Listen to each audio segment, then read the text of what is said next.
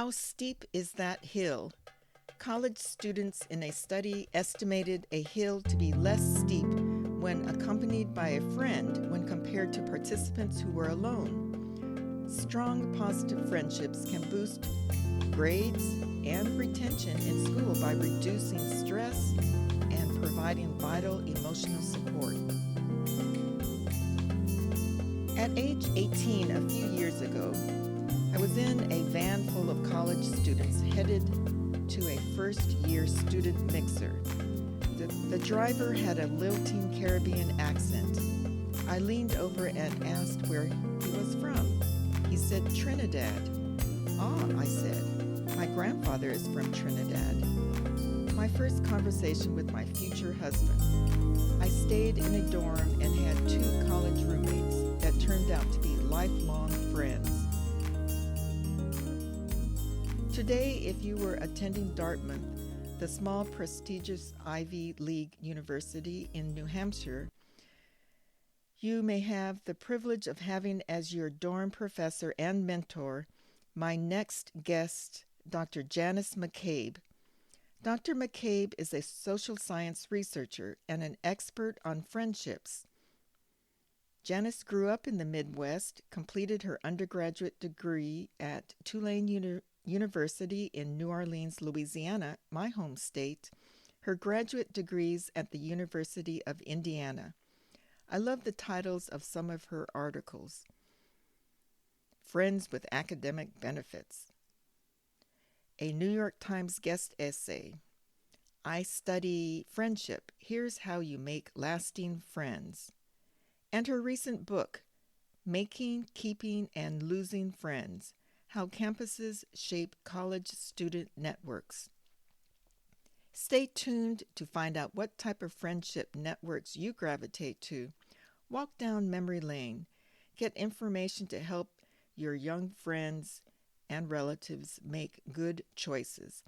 The information can be applicable to persons of any age looking to expand their social network.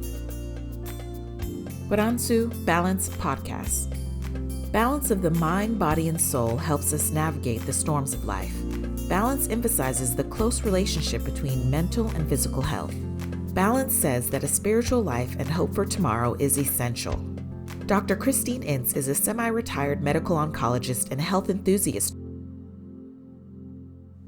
Hello, welcome to another episode of Baransu Balance Podcast. Today, I'm so excited. We are going to meet Janice McCabe. She's an associate professor in the Department of Sociology at Dartmouth College in New Hampshire.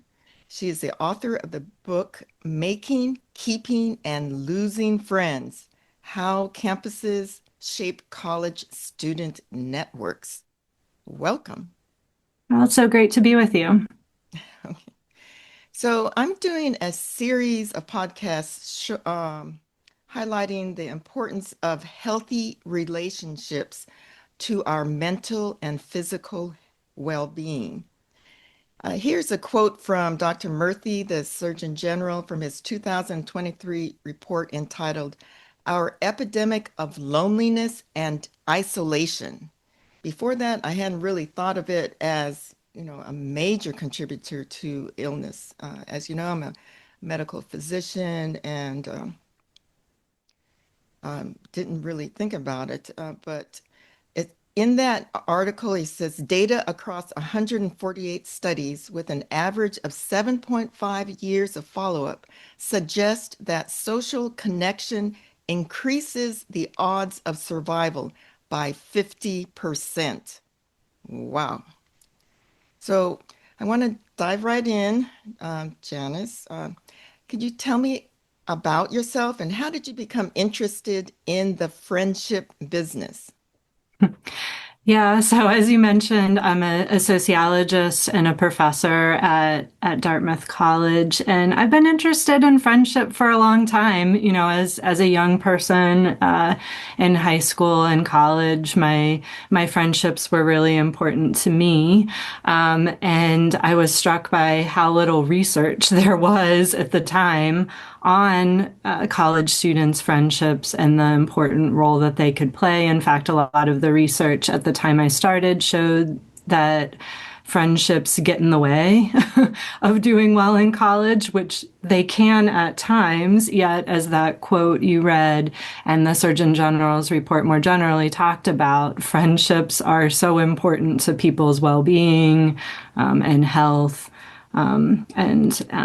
Yeah, in so many ways. And so I combine talking to people through interviews, understanding their stories about friendship and what friendships mean to them, with network analysis, with a mathematical understanding of networks, to look at patterns in people's friendships, because we think about friendship often as being such a personal thing.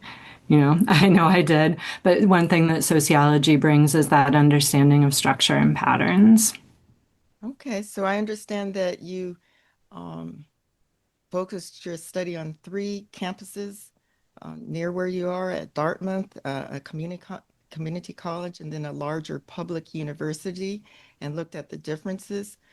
Well, my next question is about that student who maybe starts high school, moves to another city. Like myself, growing up, we moved almost every 2 years. My father worked for IBM as an engineer, and engineers tended to move a lot. Or someone who starts college. These all seem great opportunities to make new friends. But however, we know that a lot of our young people, especially in that age group, 18, 19, 20, do suffer from loneliness. And why is that? Yeah, I think just because you're surrounded by people doesn't mean you're not going to feel lonely. You're not going to be able to connect in a deep and meaningful way with people. So I start off my book, Making, Keeping, and Losing Friends, with this example of a student I call Youssef. And he tells me how he felt so lonely in college. And he said something like, how could I be so alone? How could I feel so alone with 15,000 people around me? And that was something I heard a lot, not always said quite so sharply there, but that sense that just because you have other people around, even other people around that are similar to you, doesn't mean that you're not going to feel a sense of loneliness. And, there's also a lot of social comparison that's going on. So students feel like everyone else but them has good friends. And so there are these opportunities, as you mentioned, when someone starts in a new setting to make new friends. But if you feel like everyone else but you has friends, it feels like things are closed off. And social media can magnify that too. Okay, so you mentioned um, something in your book about and in your article about friendship markets. So again, you move to a new city, you assume that you're wide open for friends, and you go to a luncheon or participate at a PTA meeting and find out that the friendship circles are closed, or that people have their tight family circles that are just not going to enlarge. Um, but from what I understand, uh, first of all, it's definitely possible to make friends in that situation, but that it may take a little bit of intentionality. Yeah, intentionality and time too. So I'm glad you brought up the friendship market idea. It's something I've thought about a lot. And in the book, I talk about the difference between what I call initial friendship markets and secondary friendship markets. So what you brought up in your first question were examples of what I call the initial friendship market, where most people are in the market for friendship because they're new to a particular setting, at least if lots of people are starting, if people in a high school are have multiple middle schools, for example, that come together into a high school. So there's lots of new people. That would be a friendship market, or the beginning of college for first year students who are just starting in a new place, too. And students, thinking about students, they often again see that, and then friendships form really quickly, but they may not find their people in that time, and so sometimes they feel like it's too late. But the idea of a secondary friendship market shows, right, it's not too late. There are these structural opportunities later on to through clubs and organizations, whether in college or later, where people are there to bond on a certain identity or a certain activity, get to know people. So it does take intentionality too, as you mentioned, and sometimes there's some luck involved. Okay, so I remember I was in college. My college roommate was a friend from small private high school, and we had things in common. We played in the band together. She, I just loved reading the introduction to your book because to me, it brought back good memories of college campuses. I just love almost the smell of the college campus. The she even talked me into trying out for um, gymnastics, which neither of us were very talented at. And then I met my husband, who my grandfather was from Trinidad, which is like two generations back. But when I heard him, he had this accent. I asked him where he was from. He said he was from Trinidad. So that was kind of a connection there. And in your book, you said people kind of gravitate to people of their, cultural backgrounds, and um, that's You that's saw very that in your familiar. Yeah. experience. Yeah. Yes, yes, yes. It was a predominantly, at the time, predominantly white, small college. And I remember on Friday evenings, we would have worship services with mostly predominantly Black or African American students. And some of those friendships have endured 40 plus years. So, Hmm. yeah, so there are definite times in your life where you develop friends. Um, is there a difference between, and we kind of talked about this a little bit, is there a difference between social isolation and loneliness? And can you give an example? And I Yeah. read, I believe it was in your book or somewhere, that older people are often more isolated. My last interview was a person who concentrated on the older population, and but they're not as quote lonely.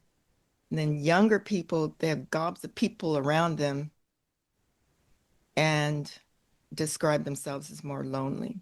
So what is the difference between isolation, social isolation, and loneliness?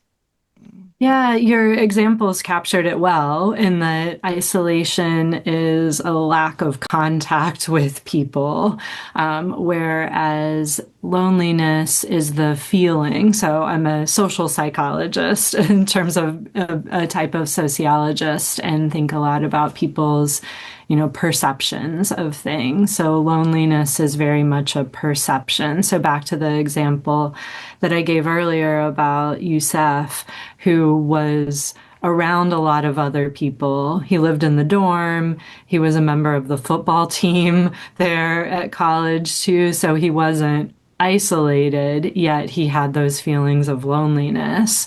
And, feelings of loneliness for a lot of the college students I talked to come and go too. Like for him, he didn't consistently feel lonely for, weeks on end. There were times when he felt more connected, but there were times where, yeah, he felt lonely. And I think a lot of that was seeing other people, hanging out with each other, both in person and through social media, that led to those perceptions. of feeling lonely. And the Surgeon General's report that you started off the podcast with talks about the dangers of both of these things. So both being, isolated, not in contact with other people, is bad for our health, as well as these more subjective feelings of loneliness. Okay, so did your student have a happy ending? Did you point him in? I know you were the researcher, but you're also a counselor, I believe, at your campus on your. Myth or facts? Socializing is a waste of time and will bring down your GPA. Sleeping is a waste of time. School clubs are a waste of time. All myths. Fun fact, a large recent study of over 24,000 residential students sponsored by the JED Foundation, an organization dedicated to preventing teen suicide, noted that students that made healthy choices, such as getting adequate rest, exercise, social connections, engaging in their faith, thrived, not just survived, but thrived, with decreased depression, anxiety, and improved overall well-being. Another interesting large survey of over 60,000 students at the University of California showed that participation in extracurricular activities such as school-sponsored sports, clubs, or organizations overall was associated with a higher GPA or grade point average. However, you can overdo it. For seniors, if they participated in over 10 hours per week of extracurricular activities, they had a lower GPA. So I assume if you are facing finals, you should study and not attend that frat party. I always say life is about choices and balance. While we are not specifically discussing social media, the overall principles are the same, balance. I admire our young people for making healthy choices despite the social media pressures that were not around when I was in college. They call it a house professor. So I live on campus and I lead a residential house community. So I definitely talk with students a lot too about things. Contact. Yeah, about things that they're going through.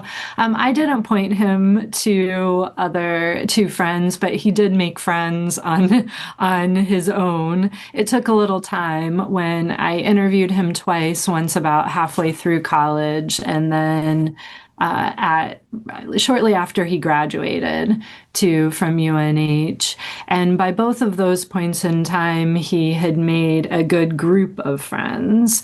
And that's one of the things that I find really helps students not feel a sense of loneliness, is to have a group or multiple groups of friends too that provide a greater sense of social support than sometimes just one friend can have. And, if you have one-on-one friends or, just one close friend, that person may not always be available to. Okay. All right. So backups and multiple connections. So you described 3 different network friends type on the college campuses, and I'm guessing that applies to people in general. Yeah. Is there one type that's preferred over the other? If you can describe them briefly. Yeah, I get a lot of people ask if there's a best type, and I'll just start by saying they each have good things and they each have challenges. But I'll come back to answer that question more directly after I describe the types. The first type, what I was describing with Youssef, where he had one group of friends, is what I call a tight knitter.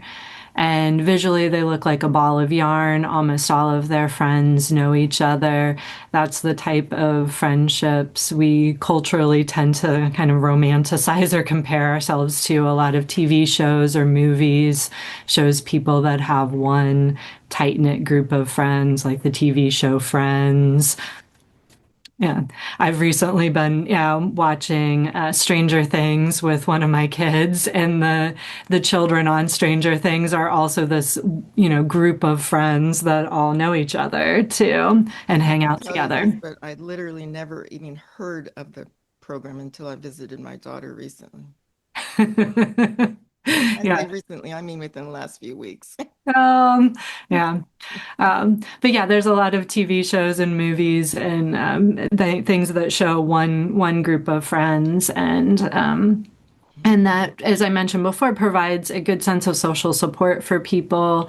But it also can have challenges in that sociologists find that dense ties spread information well, but they can keep out new information from a network. They also spread, sociologists would call it, norms or certain kind of ideas or expectations. And so I found some of the tight-knit groups academically pulled students up when they were, studying together, talking about ideas together, but also could academically pull them down, be negative peer pressure when they were, encouraging each other to hang out or go out rather than study, or no one in that group, knew the answers to like some whatever they were studying, the quiz question, too. And they would all fail. Yeah. And also when, at times like that social support can be really fantastic within the tight-knit networks, but I found that when those networks started to unravel, they could really fall apart and be really dramatic too, because, everyone knows everyone else. And so friends would take sides. Some students would lose all of their friends, through this process, or, a friend group breaks in two. There can just be a lot of drama with tight-knit networks. And then the second type are what I call compartmentalizers. And it across all of the campuses that I've studied, the three that you mentioned, and then my first book is called Connecting in College, and I focus on a large public Midwestern university there that I don't call by name. But compartmentalizers have 2 to 4, sometimes 5 groups of friends. So visually, if you have two groups of friends, it looks like a bow tie, where sometimes people have, friends from work, friends from your neighborhood, or friends from home, friends from campus, or friends from your dorm, friends from your major, friends from your gymnastics club, kind of idea, in there, where people do different things often with these different groups of friends. And so that can be a really good way you're not putting all your eggs in one basket the way you are with tight knitters, for example.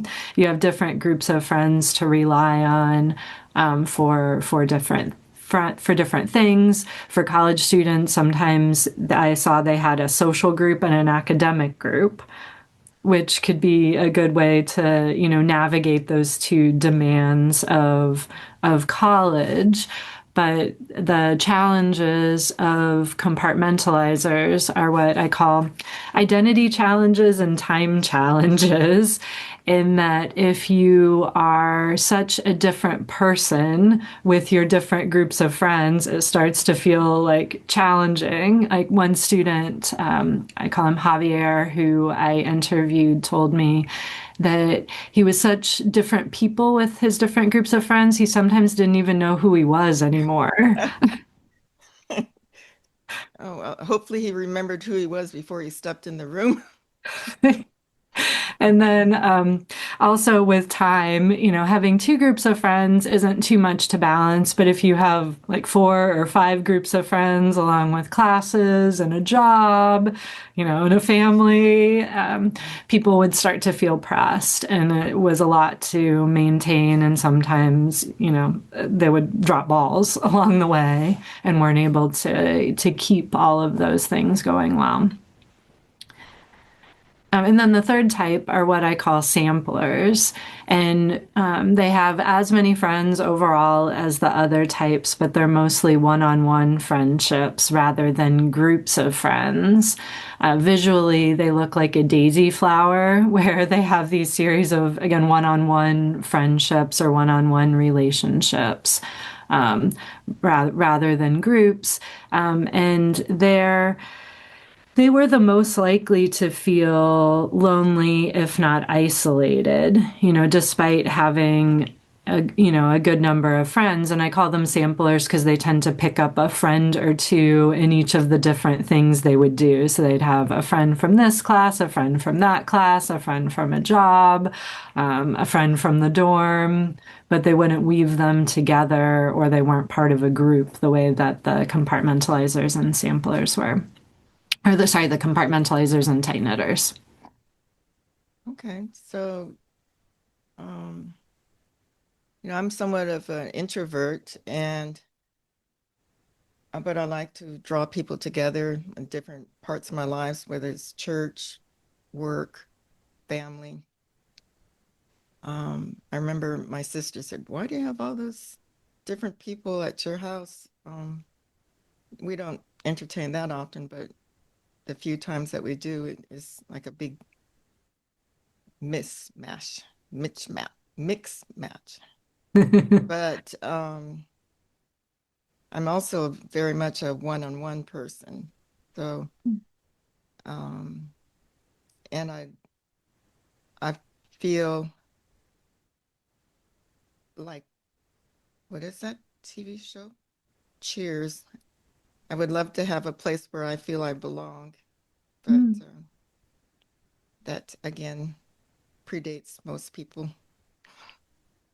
Yeah. Well, it sounds like maybe you're a sampler then. And I found one of the things I was curious about and I got a lot of questions about was, do personality types, how do those play in, or things like, introversion, extroversion. And I didn't have people take tests necessarily, on this, but when I looked at their interviews and what I knew about them from interviewing them multiple times and had research assistants do the same, it wasn't that introverts were necessarily one type versus the other, even when we think about samplers, kind of similar to what you said. Sometimes it's just that people enjoy more of those one-on-one relationships, whereas some of the other samplers that I interviewed were really, I'd call them social butterflies, and just, were very extroverted in that way and making lots of new friends, but not in that group setting. But I realized I didn't come back to your first question, which was which type is best. I think when tight-knit networks are going well, they can be, incredibly supportive and wonderful for people. That said, I think compartmentalized networks are in many ways the safest because you can get, again, these kind of multiple needs met. If things aren't going well in one group, you have another group to fall back on. And that flexibility can be really helpful. Okay, I like that. And I think this is almost a common sense question, but what is the definition of a meaningful relationship or friendship? Yeah, no, We can have friends that bring you down and friends that lift you up. So. Yeah, definitely. And the term friendship is so interesting because people use it in so many different ways. You can call someone a friend who, you just met, or through, right, might have Facebook friends that you've never even met, just someone that connects with you in that way versus this idea about meaningful friendships. And when I look at what the term means to the people that I interviewed in my study, it often has to do with, the people that make you happy. They talked about deep friendships versus like surface level friendships. Someone who knows you, this idea of like really knowing someone came up a lot. Someone you trust. Reciprocity was another thing that comes up that I've thought about a lot, because I think sometimes where people get in problems too is thinking that friendships should be 50% all the time. And, certainly we don't want to let them get too imbalanced. Yet, like, I think about it and I see it in my participants as 50% over the course of the relationship rather than in any given day or in any given week, because someone might need more or have more time and be able to give more at a particular time. Okay. All right. So, is there anything that you would like to leave our listeners with as we wrap up? And I was going to end on when you should let your friends go, but I think that's a downer. Yeah. I'll say something And after. Yeah. I think I'm into loyalty. I may have Mhm. gotten that from my Hmm. mother and father, whether or not their friend is benefiting you or not. Yeah, I have the first three chapters of my book. I have one on making friends, one on keeping friends, and then the third chapter is on losing friends. And I didn't intend originally to write a chapter on losing friends Well, I because mean, it's, in life, especially for our older listeners, we do lose friends, especially through death, but, or move away or, so we yeah. do lose friends. There's no doubt about that. Yeah, all of us do. I mean, even in college, during the 2 years between my interviews, students had like more than a 50% turnover in in the closer friends that they name. So it's not just for, for people in older life too. But people are losing friends all the time in different ways. I mean, I thought about it as it was, I think, the first person that I interviewed who made the distinction for me of, he asked me if I wanted to know about the friends that broke up or the friends that faded away Oh, in his okay. life. And so, both of those things happen. And sometimes, people might think, oh, the breakup is what feels really bad. And, first I'll just say, like, losing friends can feel bad. Like, it doesn't feel good not to be chosen.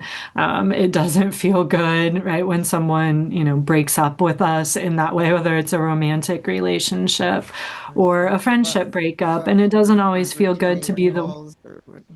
yeah, to be the one who breaks up either, if you're on that side even, yet it left time open for people to make other friends that were more meaningful when a friendship wasn't serving them well, when it wasn't making them feel happy, when it wasn't, back to that idea about like a deep versus a meaningful friendship, when it's feeling like a chore to connect with someone or to spend time with someone. Um, that might be the time that, we have a lot of, I think, stigma behind losing friends, especially like breaking up. But there's also that fading away, and fading away is like this natural process. We haven't talked earlier about you brought up homophily as one of the main drivers of friendship in terms Oh, of, I love new words. Believe it or yeah. not, that was on my notes here. Oh. Just a Yeah, I think in terms of like meeting your husband and the Trinidadian connection yeah, between you. So homo these, yeah, homophily.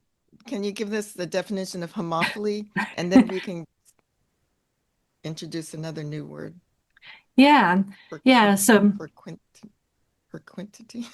Propinquity was the other one, but homophily is talking about similarities between people, and there's a distinction between identity-based homophily and interest-based homophily. In that, right, we have those identities. So both of those can be ways that people connect, and people have multiple interests, people have multiple identities. So sociologists think about what identity is salient to you at a, particular time in a particular setting. Too. So when everyone in a setting is the same, it may be something different that unites you. Like one of my best friends from, I went to Tulane for college, and I grew up. We're in Louisiana. That, that, Yeah. that was Um, piqued my interest about you as well.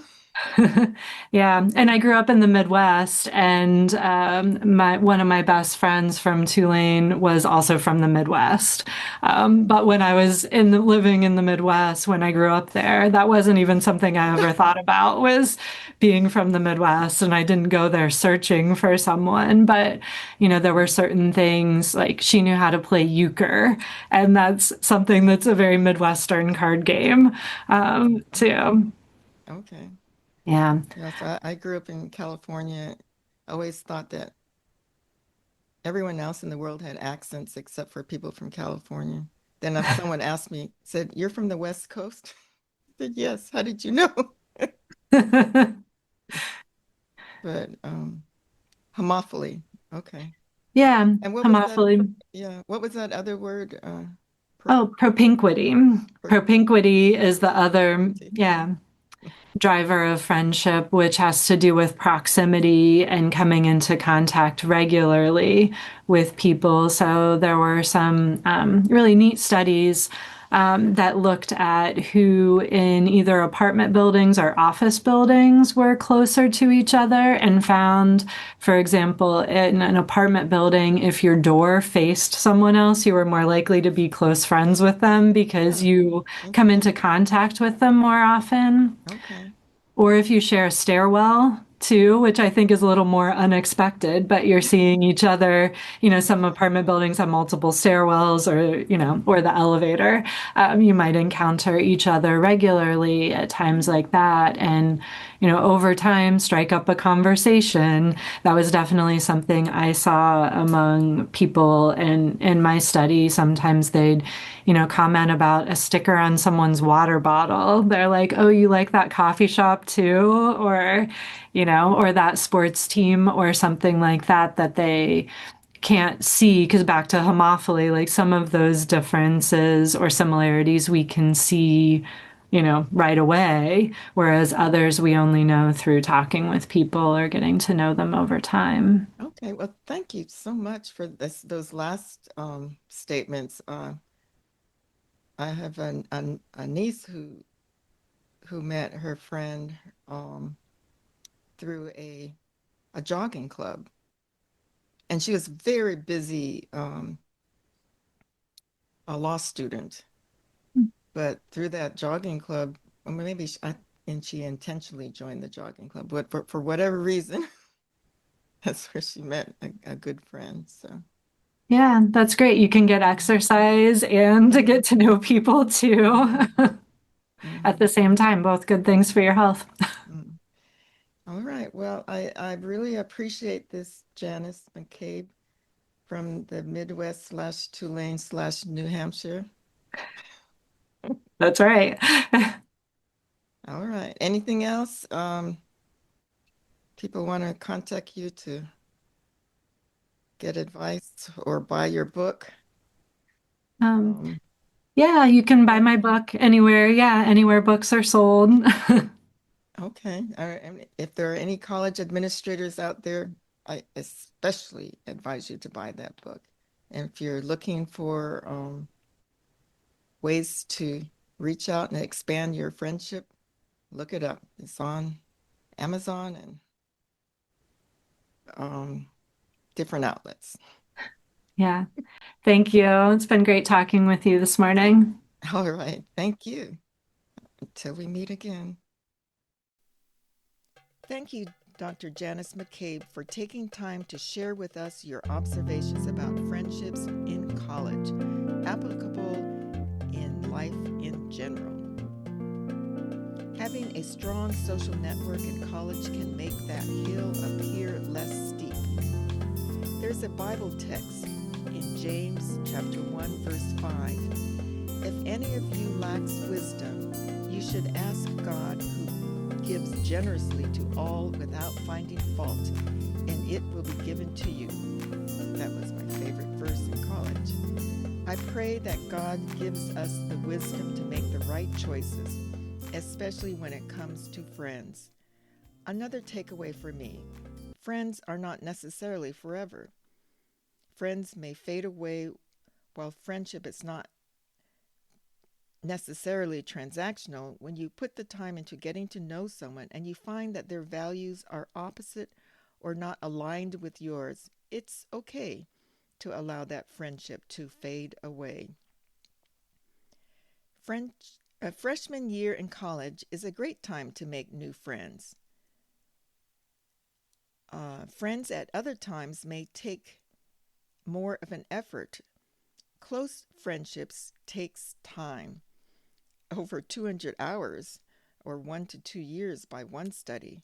Wow, that sounds like a lot of talking, decompressing, solving the world's problems, texting, hanging out, eating, going to the gym, hiking, going to museums, going to protest marches together, studying together, bird watching, going to gospel concerts, church. Oh, I was talking about my interests, but sounds like fun. So even if you are on the shy side, strike up a conversation with someone you may find interesting. Introduce yourself. Remember, this podcast is for educational purposes only and does not substitute for advice from your medical or mental health provider. This is Dr. Christine Ince wishing you a balanced mind, body, and soul. Thank you.